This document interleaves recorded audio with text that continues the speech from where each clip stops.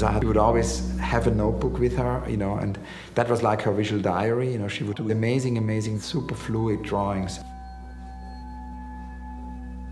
Most of her buildings, you could find them as sketches in the notebooks.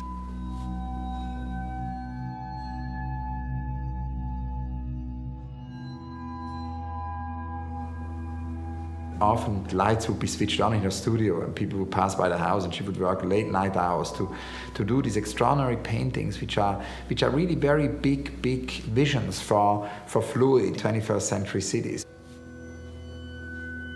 I post a handwritten note every day by an artist or an architect for my Instagram. It's kind of a protest against the disappearance of handwriting, and it connects deeply to Zaha, because it has to do with doodling and drawing. And so Zaha took a pen and she wrote on a post-it. It's also fantastic that I'm acknowledged for work which was really not mainstream, was very deliberately trying to question all the things that people took for granted.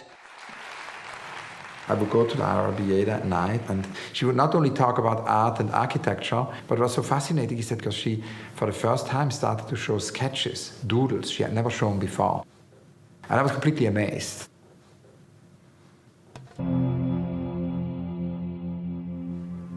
When she arrived in London, she was really ready for the radical experiments of the Architectural Association at the time. Which was a very, futuristic spirit. From the very beginning, Zaha showed this interest in Russian avant-garde. She said I was a senior at the AA in 1977. I titled my graduation project Malevich's Tectonic.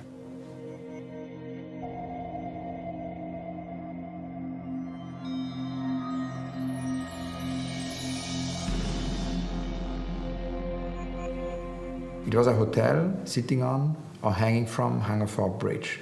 So she would bring the Russian constructivism into London.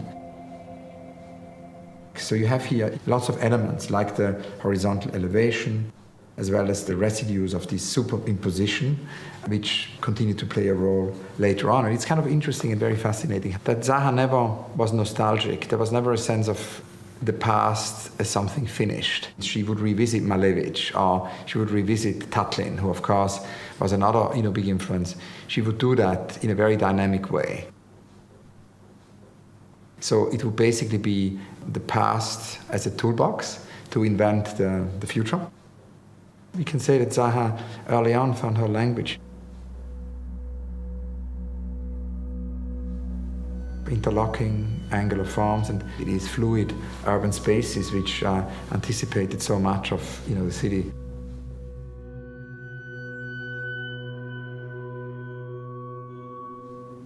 It took also a long time for her to actually have her first building ever realized, which is in '93. The Vitra fire station is very much a manifesto. You have her language there. When you have fragmentation, you have abstraction, you have deconstruction, and this idea of repetitiveness and mass production. There is also this idea that it defies gravity, but we can see things being frozen and things being in movement. If you look at the complex construction in the Vitra building of crashing and tilted sort of planes, we can of course see there the link to suprematism, which creates a suspense and creates a tension, which is something I had never experienced in that kind of way.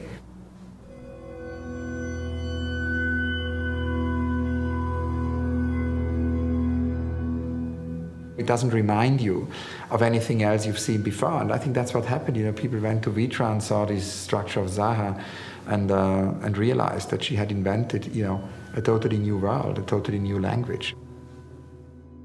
One of us will do a sketch, and the sketch translated into a more elaborate sketch, and then it has an idea. You move faster if you are versatile and you are able to do things quite quickly. Here is what Zaha told me. The sketches are interesting because they became a method. If I would trace one layer to another on paper, it gave me the right degree of transparency. She mixes angles and the curves, and it creates a kind of a frozen movement, because that's of course something which happens in her drawings and in her paintings.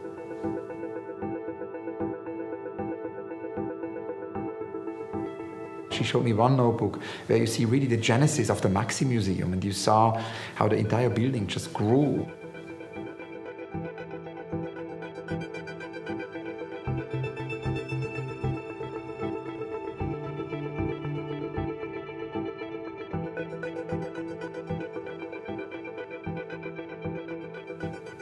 Zaha told me, it's why she likes drawing so much. It's because you make mistakes, and then when you make mistakes, you can start seeing things differently. There isn't much of an element of chance unless you build randomized progress into a project.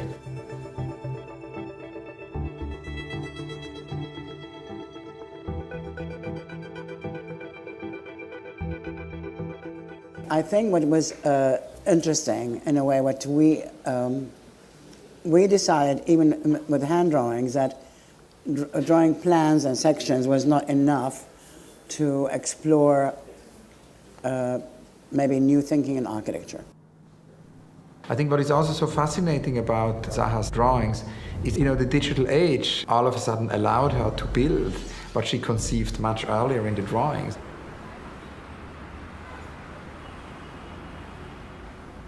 And people would never have thought at the moment of her early drawings that would ever be buildable.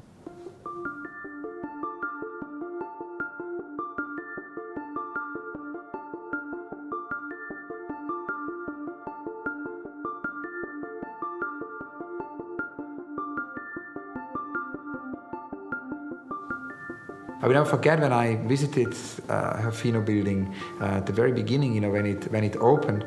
First of all, it completely changed the kind of feeling I had about concrete, because I always thought the concrete was somehow, connected to brutalism, that it was a brutal material. But in a way, the almost weightlessness, the kind of fluidity, how Zaha uses concrete, makes it very human.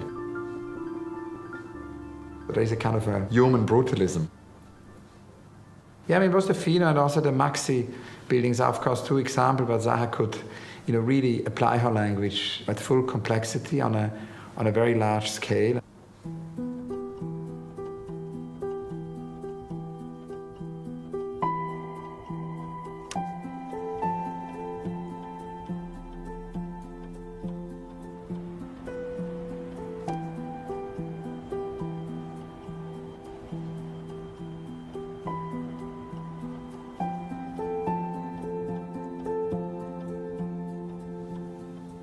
So the second building of the Serpentine basically became Zaha's first building in central London, and it's even now that she built the aquatic center for the Olympics, as well as also a school, and it remains her only structure in central London.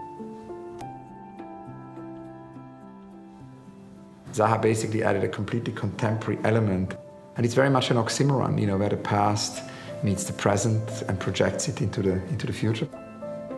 It is not touching the old structure, but it's completely adjacent. So it's a kind of an encounter, you can say, by separation.